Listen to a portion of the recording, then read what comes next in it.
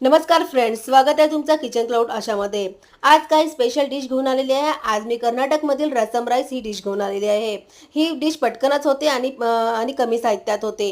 तर चला बनवूया रसम राईस। सर्वप्रथम माझ्या व्हिडिओला लाईक करा, शेअर करा। नवनवीन रेसिपीसाठी माझ्या चॅनलला सबस्क्राईब करा। तर मी 1 वाटी तांदूळ घेतलेले आहे। तांदूळ आपण कोणतेही घ्यायचे आवडीनुसार। अर्धी वाटी चणा डाळ, अर्धी वाटी तुरीची डाळ घेतलेली आहे। समप्रमाणात घेतलेली आहे। दोन्ही त्याच्यात टाकलेले आहे आणि छान स्वच्छ धुवून घेतलेले आहे आणि पाणी भरून पुन्हा ठेवलेले आहे। इकडे आपल्याला फोडणीची तयारी करायची आहे। कुकरमध्ये थोडंसं तेल घातलेलं आहे। याच्यामध्ये आपल्याला काळी मिरी, सुकी लाल मिरची, जिरं घातलेलं आहे। बारीक आणि कांदा आणि टोमॅटो हा चांगला मोठा मोठा कापून घेतलेला आहे, तो त्याच्यात घातलेला आहे। तो चांगला आपल्याला होऊ द्यायचा आहे। सोबतच अद्रक लसूण हिरवी मिरचीची पेस्ट घातलेली आहे, ती पण होऊ द्यायची आहे। आता आपल्याला त्याच्यात ड्राय मसाला ऍड करायचा आहे। तिखट, मीठ, हिंग, हळद घालायचं आहे आणि मिश्रण मिक्स करून घ्यायचं आहे। हवे असेल तर आपण याच्यात सांबार मसाला पण ऍड करू शकतो। तर याच्यामध्ये आपल्याला तांदूळ घालायचे आहे आणि छान मिक्स करायचे आहे आणि भरपूर पाणी घालून याच्यात 4 शिट्ट्या करून घ्यायच्या आहे।